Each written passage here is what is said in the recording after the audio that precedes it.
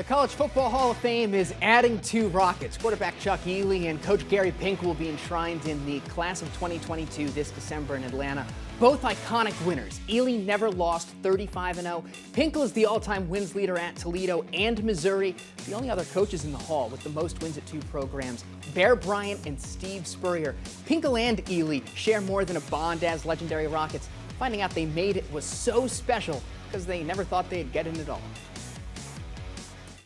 Box in my front door. So I found out boxes in the front door of my house from the outside. So my wife and I pull up, take things out. We kind of forgot to get it that night. Next morning, I go to work out and I come back. It's still sitting there.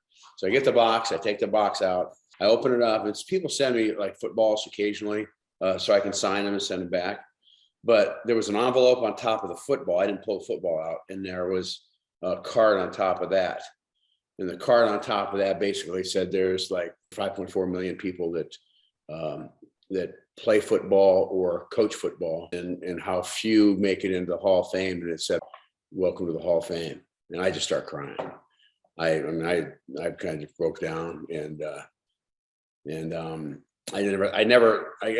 just didn't really think it was going to happen to me. I think probably the feeling I got when Mike finally, called me and told me was, oh, this is over, this battle. You've gone back and forth, and all the reasons for not being there wasn't there.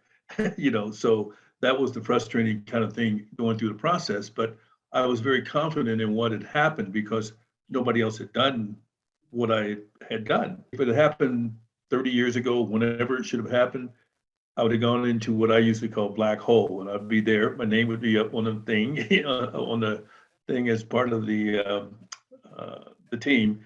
But my name kept coming up, and it kept coming up, and it kept coming up. 30, 40 years of this issue. So now my kids know everything about it. My grandkids are knowing everything about it. So in one way, it's a very beneficial thing that ended up happening.